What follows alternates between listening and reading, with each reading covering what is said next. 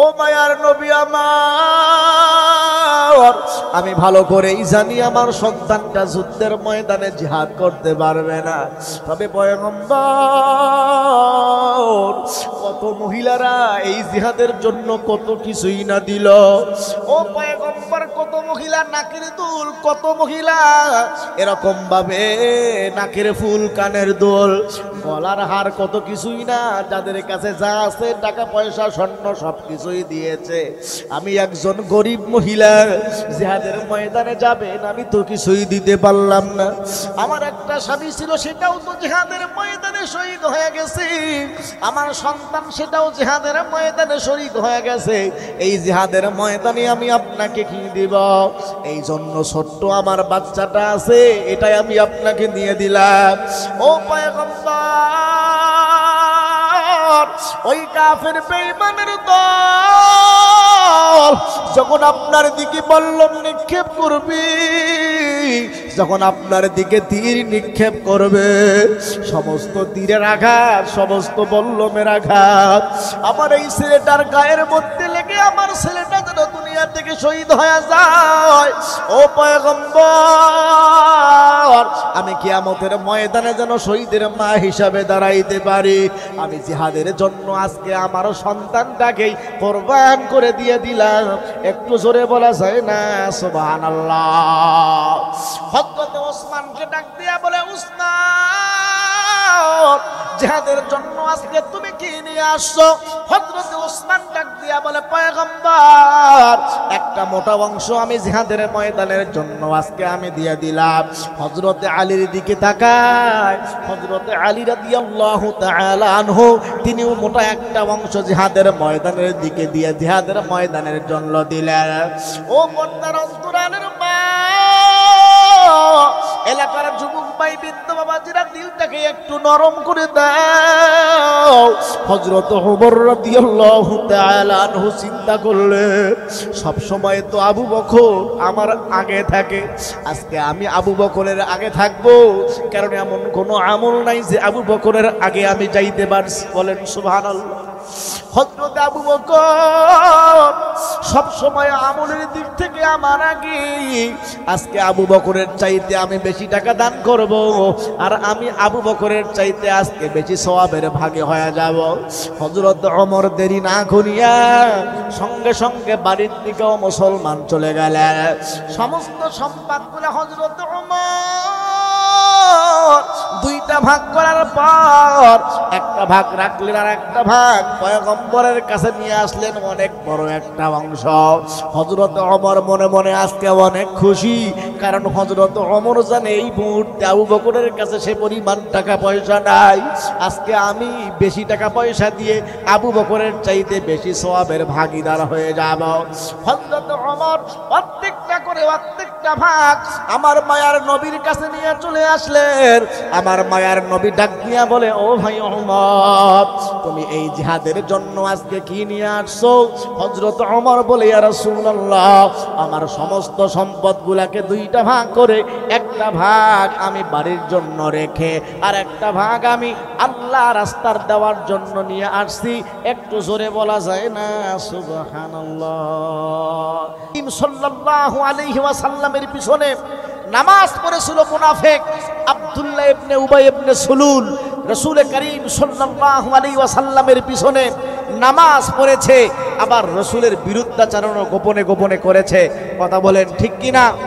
আজও আমাদের সমাজে এমন অনেক আছে, আমাদের পিছনেই নামাজ পড়ে, আমাদের পিছনেই নামাজ পড়ে, ওলামায়ে কেরামের সামনে চলাফেরা করে, হুজুর হুজুরও বলে, আবার সময় যদি পায় তারা ইসলামের বিরুদ্ধে কথাও বলে। কথা বলেন আছে না নাই?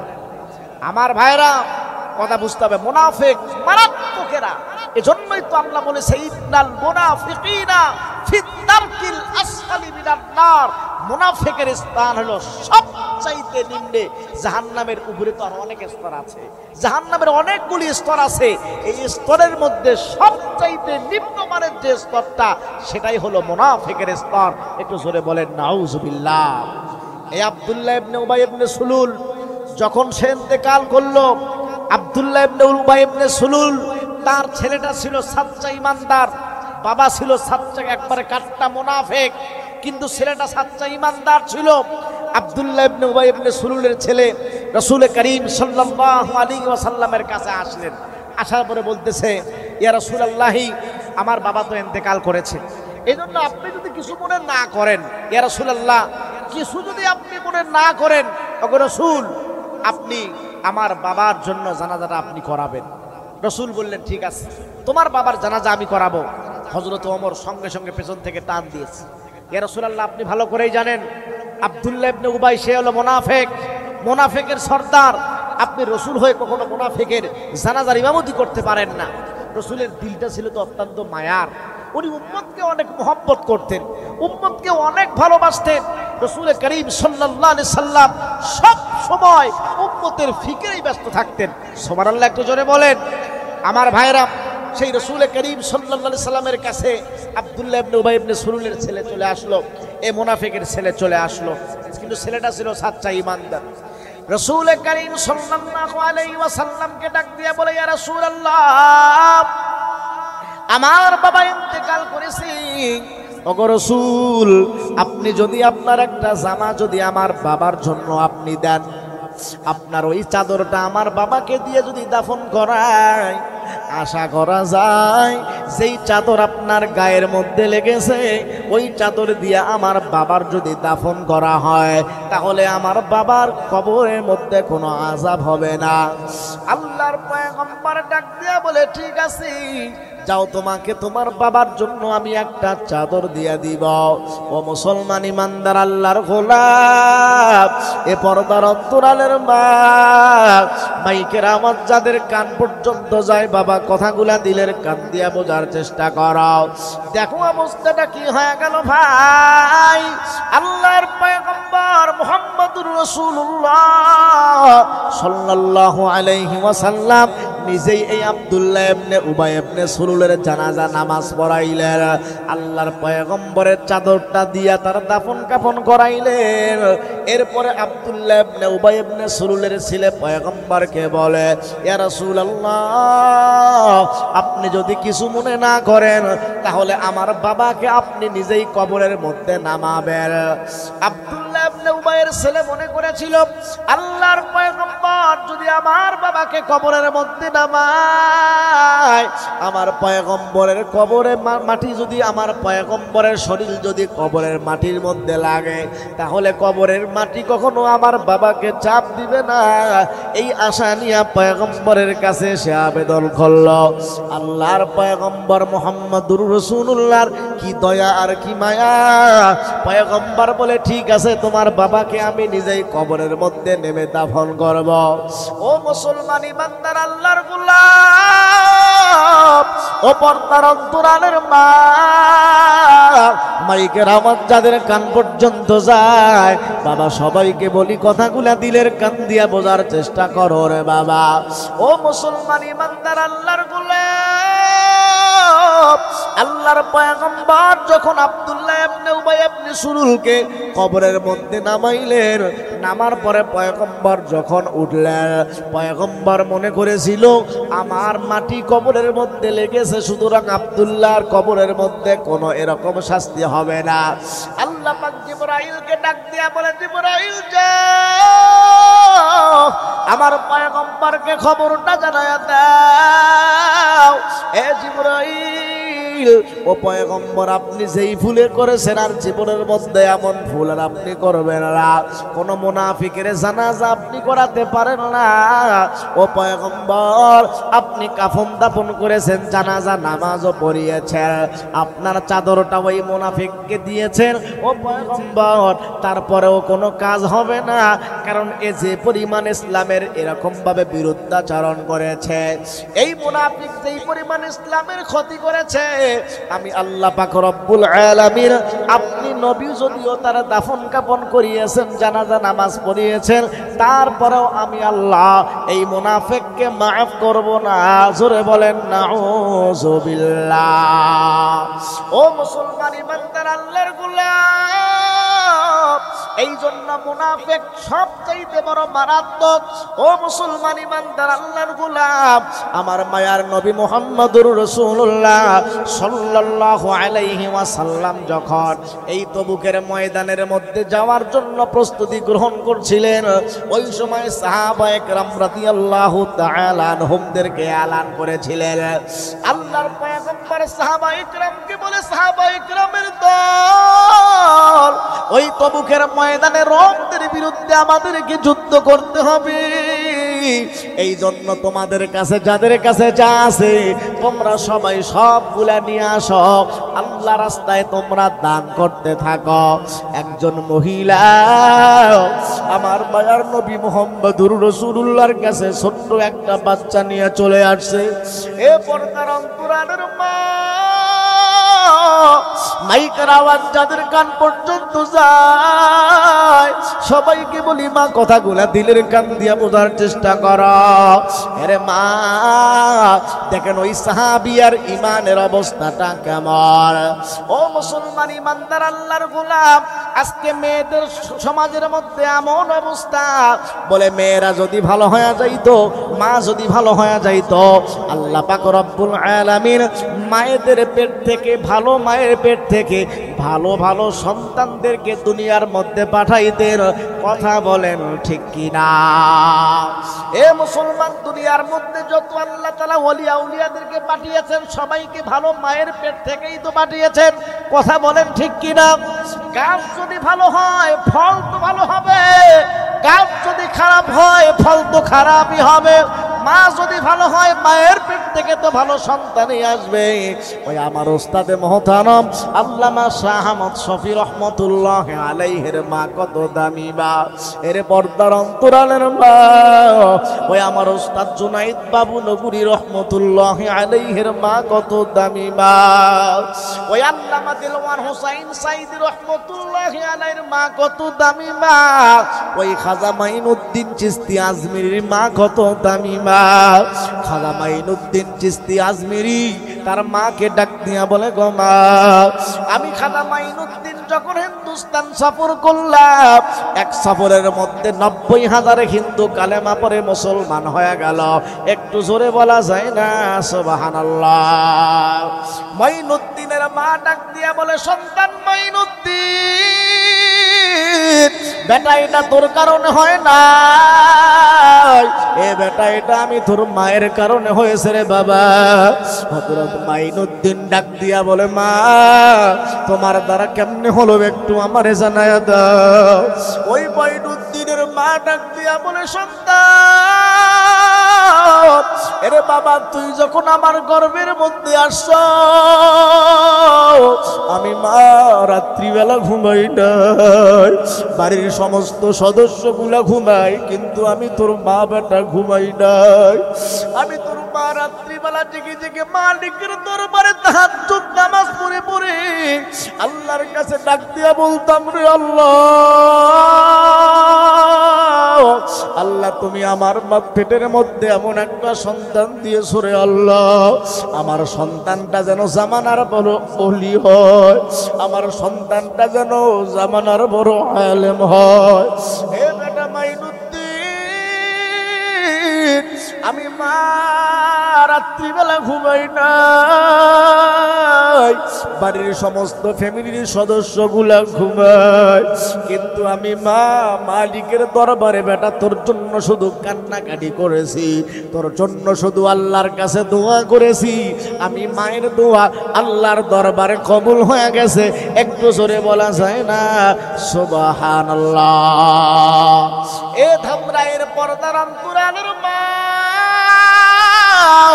মাইকের আওয়াজ যাদের কান পর্যন্ত যায় সবাইকে বলি, মা কথাগুলা দিলের কান দিয়া বোঝার চেষ্টা করো, কারণ মারা যদি ভালো হয় সমাজটা ভালো হয়ে যাবে, মায়ের পেট থেকে ভালো ভালো সন্তানকে আল্লাহ পাক রব্বুল আলামিন পাঠায়া দিবে।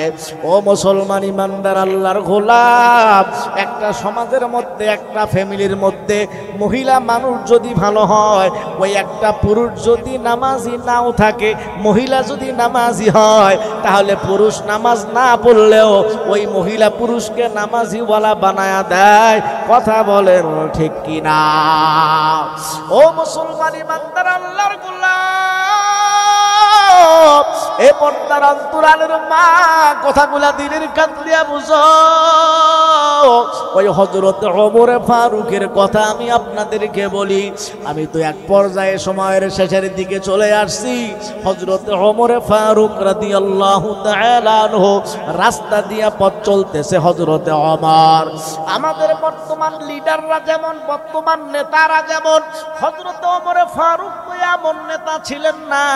হযরত ওমর ফারুক তো এমন নেতা, মানুষেরা ঘুমায় কিন্তু নেতা ঘুমায় না, প্রজাদের খবর নেয়।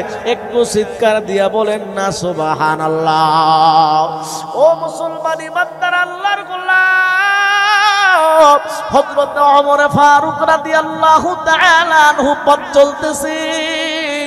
পথ চলতে চলতে হযরত ওমরের কানের মধ্যে এক মহিলা মানুষের কান্নার আওয়াজ। হযরত ওমর ফারুক চিন্তা করলেন, আমি ওমর ফারুক আমিরুল মুমিনিন, আমিরুল মুসলিমিন, আমার দেশের মধ্যে মহিলা মানুষ রাতের বেলা কেন কাঁদে? হযরত ওমর ফারুক ওই মহিলার বাড়ির কাছের মধ্যে চলে গেলেন। হযরত ওমর ফারুক দেরি না করিয়া বাড়ির কাছের মধ্যে, বাসার কাছের মধ্যে যখন গেলেন, হযরত ওমর ফারুক দেখলেন আল্লাহর একজন বান্দি প্রসব বেদনার যন্ত্রণা আল্লাহর বান্দির শুরু হয়ে গেছে। হযরত ওমর চিন্তা করলেন, এত রাত্রিতে আমি নাচ পাবো কোথায়? কাকে আমি এখন ডাকবো? আশেপাশের মধ্যে তো কেউ নাই। এই জন্য হযরত ওমর ফারুক দেরি না করিয়া সঙ্গে সঙ্গে বাড়ির দিকে রওনা হয়ে গেল। ডাক দিয়া বলে, ওরে আব্দুল্লাহর মা, আল্লাহ পাক রব্বুল আলামিন তোমাকে এমন একটা কাজের জন্য কবুল করেছে। আমার একজন দেশের জনগণ প্রসব বেদনার যন্ত্রণা শুরু হয়ে গেছে, চলো তোমাকে তার খেদমতের জন্য চাইতে হবে। ও মুসলমান ইমানদার আল্লাহর গোলাম, এ পর্দার অন্তরালের মা, দেখেন হযরত ওমর কেমন, তার বিবিটাও কেমন। হযরত ওমরের বিবি ডাক দিয়া বলে, স্বামী, আপনি যদি আমাকে যাইতে বলেন কোনো সমস্যা নাই, আর মানুষের একরাম করা, মানুষের সমস্যার মধ্যে পাশে দাঁড়ানো, এটাই তো হলো আমার নবীর সুন্নাত। এই জন্য আপনি আমাকে নিয়ে চলেন, অবশ্যই আমি ওই মহিলার কাছে গিয়ে খেদমত করব। এ মুসলমান, দেখেন অবস্থাটা কি হয়ে গেছে। একজন হলেন আমিরুল মুসলিমিন, রাষ্ট্রপ্রধানের স্ত্রী। উনি কিন্তু চাইলে বলতে পারতেন, আমি একজন রাষ্ট্রপ্রধানের স্ত্রী, সামান্য একজন কর্মচারী, সামান্য একজন দেশের মানুষের, আমি কি জন্য গিয়ে ধাত্রীর কাজ করব? কিন্তু হযরত ওমরের বিবি কিন্তু একথা বললেন না। স্বামী আদেশ করেছে, সঙ্গে সঙ্গে স্বামীর আদেশ মানার জন্য বাধ্য হয়ে গেছে। চিৎকার দিয়ে বলা যায় না সুবহানাল্লাহ। ও মুসলমানের পর্দার অন্তরালের মা, এই জন্য স্বামীর সঙ্গে খারাপ ব্যবহার করা যাবে না, স্বামীর সঙ্গে বাজে ব্যবহার করা যাবে না। আর আমাদের পুরুষ ভাইদেরকেও বলি, শুধু স্ত্রীর ওয়াজ করলেও হবে না, স্ত্রীর সঙ্গেও কিন্তু বাজে ব্যবহার করা যাবে না। কথা বলেন ঠিক কি না? সব সময় শুধু আমরা মহিলার ওয়াজ করি, অনেক সময় পুরুষদের ওয়াজ না করার কারণে মহিলাদের ওয়াজ করলে অনেক সময় খুব ভালোই লাগে। রাসূল করিম সাল্লাল্লাহু আলাইহি সাল্লামের সংসার জীবনটা কেমন ছিল? আমার হাত করার ভাইয়েরা, ধামরাইয়ের ভাইয়েরা, একটু লক্ষ্য করেন আমার রসুলের সাংসারিক জীবনটা কেমন ছিল। রাসূল করিম সাল্লাল্লাহু আলাইহি ওয়াসাল্লাম জিহাদের ময়দান থেকে চলে আসছে, এসে দেখে আম্মাজান আয়েশা সিদ্দিকা রাদিয়াল্লাহু তাআলা আনহা তিনি ঘুমিয়ে গেছে। রাসূল চিন্তা করলেন, আয়েশাকে যদি এখন আমি ডাকি, আয়েশার তো কষ্ট হবে, ও তো আমার জন্য কত পাক করে, কতই না খেদমত করে। এই জন্য রাসূল সাল্লাল্লাহু আলাইহি ওয়াসাল্লাম যেই তরবারি দিয়ে জিহাদ করেছেন, বাতিলের বিরুদ্ধে লড়াই করেছেন, সেই তরবারি দিয়েই রাসূল করিম সাল্লাল্লাহু আলাইহি ওয়াসাল্লাম তরকারি কেটেছে, খাবার পাকিয়েছে। আম্মা জান আয়েশাকে ডাক দিয়ে বলেছে, আয়েশা ওঠো, একসঙ্গে এখন খাবার খাবো। আস্তে কোন সুবহানাল্লাহ, আর একটু জোরে বলা যায় না সুবহানাল্লাহ? হযরতে আম্মা জান আয়েশা চোখের পানি ফেলাইয়া ডাক দিয়া বলে, পয়গম্বর, আপনি হলেন মায়ার নবী। ও পয়গম্বর, আপনি জিহাদের ময়দান থেকে কত কষ্ট করেই না এসেছেন। আপনি কি জন্য রান্না বান্না করতে গেলেন? আমি আয়েশাকে বললেই তো আমি আয়েশা রান্না বান্না করে দিতা। আমার মায়ার নবী ডাক দিয়া বলে, আয়েশা, শুধু সব সময় তুমি আমার খেদমত করবা? আমি মুহাম্মদ তোমার স্বামী, আমি কি তোমার খেদমত করতে পারি না? এই জন্য আমার মায়ার নবী মুহাম্মদুর রাসূলুল্লাহ সাল্লাল্লাহু আলাইহি ওয়াসাল্লাম আম্মা জান আয়েশা সিদ্দিকা রাদিয়াল্লাহু তাআলা আনহুকে বললেন, আমি স্বামী হিসাবেও তো আমার দায়িত্ব আছে। ও হাত করার মুসলমানেরা, ধামরাইয়ের মুসলমানেরা বলেন তো, স্বামী যদি স্ত্রীর দিকে লক্ষ্য করে, স্ত্রী যদি স্বামীর দিকে লক্ষ্য করে, এই সংসারের মধ্যে কি কোনো ঝামেলা আর হবে? কথা বলেন, কথা বলেন, হবে? স্বামী যদি স্বামীগিরি দেখায়, স্ত্রী যদি পাল্টা স্বামীর উপর রাগ হয়, বলেন তো সংসার দিন দিন অবস্থা খারাপের দিকে যাবে না ভালোর দিকে যাবে? সংসার নষ্ট হবে, খুশি হবে শয়তান, সংসার ভালো হবে, খুশি হবে আল্লাহ। জোরে বলেন সুবহানাল্লাহ। এই জন্য হাত করার মা বোনদেরকে বলছি, স্বামীর সঙ্গে খারাপ ব্যবহার করা যাবে না। স্বামীদেরকেও বলছি, কোনো স্ত্রীর সঙ্গেও খারাপ ব্যবহার করা যাবে? কথা বলেন, কথা বলেন, স্ত্রীর সঙ্গে খারাপ ব্যবহার করা যাবে? আমার মায়েরা, একটু কথাগুলা দিলের কান দিয়ে বোঝেন। একেবারে শেষ পর্যায়ে চলে আসছি। রাসূল করিম যখন এলান করে দিলেন, তোমাদের কাছে যাদের কাছে যা আছে সবাই দিয়ে আসো, তবুকের ময়দানে জিহাদের জন্য যেতে হবে। একজন আল্লাহর বান্দি একটা ছোট্ট কোলের বাচ্চাকে নিয়ে রাসূলের দরবারে এসে হাজির হয়ে গেছে। সুবহানাল্লাহ, একটু জোরে আওয়াজ দিয়ে বলেন, আরো জোরে বলেন সুবহানাল্লাহ। রাসূল করিম সাল্লাল্লাহু আলাইহি ওয়াসাল্লাম ডাক দিয়া বলে, মহিলা, ও আল্লাহর বান্দি, তুমি ভালো করেই জানো জিহাদের ময়দানের মধ্যে এই ছোট্ট বাচ্চা দিয়া কোনো কিছুই হবে না। এই জিহাদের ময়দানের মধ্যে অনেক শক্তি দরকার। এই ছোট্ট বাচ্চাকে জিহাদের ময়দানের মধ্যে নিয়ে গিয়ে আমি কি করব? ওই মহিলা চোখের পানি ফেলাইয়া ডাক দিয়া বলে, পয়গম্বর,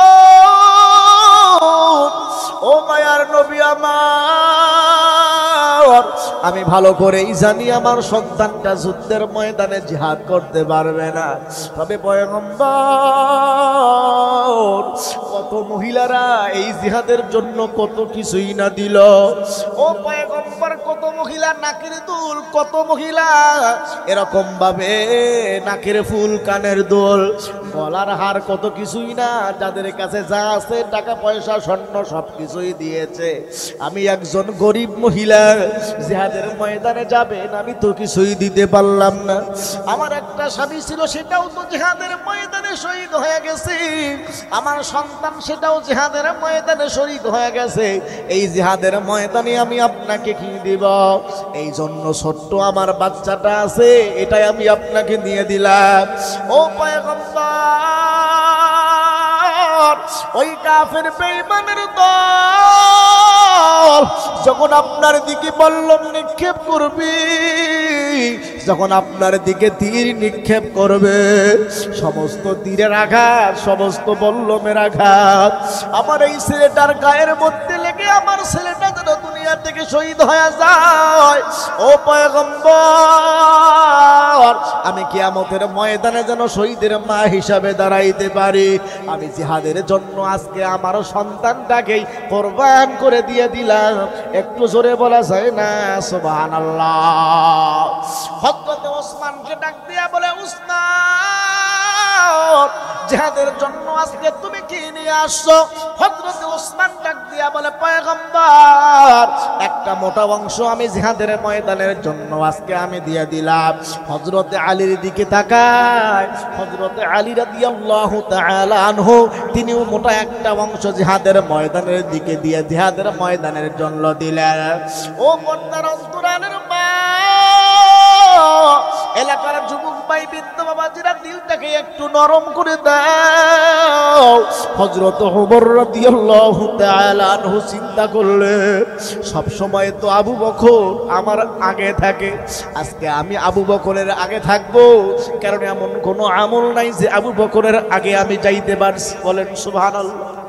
হযরত আবু বকর সব সময় আমলের দিক থেকে আমার আগে, আজকে আবু বকরের চাইতে আমি বেশি টাকা দান করব, আর আমি আবু বকরের চাইতে আজকে বেশি সওয়াবের ভাগে হয়ে যাব। হযরত ওমর দেরি না করিয়া সঙ্গে সঙ্গে বাড়ির দিকেও মুসলমান চলে গেলেন। সমস্ত সম্পদগুলো হযরত ওমর দুইটা ভাগ করার পর একটা ভাগ রাখলেন, আর একটা ভাগ পয়গম্বরের কাছে নিয়ে আসলেন, অনেক বড় একটা অংশ। হযরত ওমর মনে মনে আজকে অনেক খুশি, কারণ হযরত ওমর জানে এই মুহূর্তে আবু বকরের কাছে সে পরিমাণ টাকা পয়সা নাই, আজকে আমি বেশি টাকা পয়সা দিয়ে আবু বকরের চাইতে বেশি সওয়াবের ভাগীদার হয়ে যাব। হযরত ওমর প্রত্যেকটা করে প্রত্যেকটা ভাগ আমার মায়ার নবীর কাছে নিয়ে চলে আসলেন। আমার মায়ার নবী ডাক দিয়া বলে, ও ভাই ওমর, তুমি এই জিহাদের জন্য আজকে কি নিয়ে আসছো? হযরত ওমর বলে, ইয়া রাসূলুল্লাহ, আমার সমস্ত সম্পদগুলোকে দুইটা ভাগ করে একটা ভাগ আমি বাড়ির জন্য রেখে আর একটা ভাগ আমি আল্লাহ রাস্তার দেওয়ার জন্য নিয়ে আসছি। একটু জোরে বলা যায় না সুবহানাল্লাহ? আর একটু আস্তে কোন সুবহানাল্লাহ। সিদ্দিক আকবর রাদিয়াল্লাহু তাআলা আনহু মনটা আজকে বলো খারাপ। আবু বকরের মনটা খুব আজকে খারাপ। হযরত আবু বকর এই মুহূর্তে সে পরিমাণ টাকা পয়সা তার নাই। রসুলের কাছে আসলেন, আবু বকরের মনটা খুব বেজার। রসুল জিজ্ঞাসা করলেন, রসুল বুঝতে পেরেছে আবু বকর খুব একটা বেশি কিছু আনতে পারে নাই। আবু বকর এসে বলছে, ইয়া রাসূলুল্লাহ, ইয়া রাসূলুল্লাহ, আপনি ভালো করেই জানেন আমি আবু বকর কাপড়ের ব্যবসায়ী ছিলাম। আমি আমার সমস্ত সম্পদগুলো ইসলামের জন্য দিয়েছি, দ্বীনের জন্য দিয়েছি, বিলালকে মুক্ত করার জন্য কত সম্পদ আমি ব্যয় করেছি, কিন্তু আজকে যে আমি দিব এই জিহাদের জন্য মোটামুটি বড় অংশ আমি আজকে দিতে পারছি না। ইয়া রাসূলুল্লাহ, আবু বকরকে বললেন, আবু বকর কতটুকু নিয়ে আসছে, বাড়ির মধ্যে কি রেখে আসছে? আবু বকর বলে, ইয়া রাসূলুল্লাহ, বাড়ির মধ্যে কিছু রেখে আসি নাই, সবগুলো নিয়ে আজকে আপনার দরবারে উপস্থিত হয়ে গেছে। সুবহানাল্লাহ। বাড়ির মধ্যে গিয়ে বলেন, জোরে বলেন সুবহানাল্লাহ। আবু বকর ইনি হলেন সেই সিদ্দিক আকবর, ইনি হলেন সেই সিদ্দিক আকবর, যে সিদ্দিক আকবর সবার আগে উম্মতের মধ্যে জান্নাতের মধ্যে প্রবেশ করবে। বলি সুবহানাল্লাহ। সিদ্দিক আকবর বলছে, ইয়া রাসূলুল্লাহ, বাড়ির মধ্যে আল্লাহর মুহাব্বত, রসুলের ইতাআত, আল্লাহ এবং রসুল ছাড়া বাড়ির মধ্যে কিছু নাই, যতটুকু ছিল সবগুলা দিয়া আপনার কদমের মধ্যে আমি উপস্থিত হয়ে গেছি। আবু বকরকে দিকে লক্ষ্য করে বললেন, রাসূল করিম সাল্লাল্লাহু আলাইহি সাল্লাম, আবু বকর, তোমার দানটাই আজকে আল্লাহর কাছে সবচাইতে বেশি গৃহীত হয়েছে। একটু জোরে বলা যায় না সুবহানাল্লাহ? এই জন্য আল্লাহ পাক তো দেখেন মানুষের অন্তরের অবস্থা কেমন। ইন্নাল্লাহা লা ইয়ানজুরু ইলা সুওয়ারিকুম ওয়া আমওয়ালিকুম ওয়ালাকিন ইয়ানজুরু ইলা কুলুবিকুম ওয়া আমালিকুম। আল্লাহ পাক দেখেন অন্তরের অবস্থা কেমন, আপনি কতটুকু অন্তর থেকে দিতে পারছেন, আল্লাহকে রাজি খুশি করার জন্য দিতে পারছেন, কতটুকু আল্লাহর জন্য দিতে পারছেন, এটা আল্লাহ পাক রব্বুল আলামিন দেখেন। আমার ভাইরা, সেই সিদ্দিক আকবর তো যা ছিল সবগুলা দিয়েছে। ওমরে ফারুক তো যা ছিল অর্ধেকটা দিয়েছে, কেউ 3 ভাগের 1 ভাগ দিয়েছে, কেউ 4 ভাগের 1 ভাগ দিয়েছে। দ্বীনের জন্য, ইসলামের হেফাজতের জন্য, দ্বীনের হেফাজতের জন্য, বর্তমান দ্বীনের হেফাজতের জন্য যারা কাজ করছে তারা হলো হযরত উলামায়ে কেরাম। এই সমস্ত মাদারিস যেগুলি আছে, এই সমস্ত মাদারিসগুলির মাধ্যমে আল্লাহ পাক রব্বুল আমিন দ্বীনের হেফাজত করতেছে। সুবহানাল্লাহ। একটু জোরে বলেন। একটা হাদিস না বললেই নয়, সব জায়গাতেও বলি, আপনাদেরকেও বলি, আল্লাহ পাক কিয়ামতের ময়দানে শুধু বাহানা খুঁজবে, আল্লাহ পাক কাকে কোন উসিলাই মাফ করে দিবে। সুবহানাল্লাহ, একটু জোরে বলেন। আল্লাহ পাক বলবেন ফারিকুম ফিল জান্নাহ ওয়া ফারিকুম ফিস সাঈদ, একদল জান্নাতি আর একদল জাহান্নামী, তোমরা সবাই আলাদা হয়ে যাও। জান্নাতীরা জান্নাতের লাইনে, জাহান্নামীরা জাহান্নামের লাইনে। এই জাহান্নামীরা জাহান্নামের কাতারে দাঁড়িয়ে থাকবে। হঠাৎ করে একজন জান্নাতি বান্দা দৌড় দিয়া জান্নাতের দিকে আগাইতে থাকবে। এই জাহান্নামী যে লাইনে দাঁড়িয়ে আছে, এ চিনে ফেলবে, এ তো আমার এলাকার ওই মাদ্রাসা, হাতকোড়া মাদ্রাসার মোতামিম সাহেব হুজুর, এ তো আমার হাতকোড়া মাদ্রাসার ওই হাফেজ সাহেব হুজুর, এ তো আমার মাদ্রাসা হাতকোড়া মাদ্রাসার ওই মুহাদ্দিস সাহেব হুজুর, এ তো হাতকোড়া মাদ্রাসার ওই হাফেজ সাহেব যে আমার বাড়ির মধ্যে খেয়ে খেয়ে হাফেজ হয়েছে, আলেম হয়েছে। এ তো আমার ওই হাতকোড়া মাদ্রাসার ছেলেটা যে হাতকোড়া মাদ্রাসার মধ্যে আমি সব সময় দান সদকা করেই থাকতাম। সুবহানাল্লাহ, একটু জোরে বলেন, আর একটু জোরে বলেন সুবহানাল্লাহ। দেখে ফেলবেন আপনারা, ডাক দিয়ে বলবে ইয়া ফুলান, হয় একটু দাঁড়ান দাঁড়ান দাঁড়ান, ডাকবে। আলেম সাহেব, মুফতি সাহেব, মুহাদ্দিস সাহেব, কারি সাহেব, হাফেজ সাহেব দাঁড়িয়ে যায়। জাহান্নামী ব্যক্তি বলবে আমা তারিফুন, আমাকে কি চেনেন? বলে না, চিনি না। বাবা চিনতেছ না? আমি তোর দুনিয়ার মধ্যে সেই চাচা, যেই চাচা তুই হাতকড়া মাদ্রাসার মধ্যে গিয়েছিলা, টাকা ছিল না, তোর বাবার পয়সা ছিল না, তোকে পড়াশোনা করাইতে পারি নাই, আমি তোর চাচা আমার বাড়ির মধ্যে খাওয়ায়া খাওয়াইয়া লজিম খেয়ে তোকে আমি হাফেজ হওয়ার মতো সুযোগ করে দিয়েছিলাম। সুবহানাল্লাহ, একটু জোরে বলেন। এ বাবা, তুই যে হাতকড়া মাদ্রাসার মধ্যে গিয়েছিলি, ওই মাদ্রাসার মধ্যে টপ টপ করে পানি পড়তো, আমি ছাদের ব্যবস্থা করেছি, ইটের ব্যবস্থা করেছি, রডের ব্যবস্থা করেছি, আমাকে কি চিনতে পারছো না? বলে হ্যাঁ কাকা, আপনাকে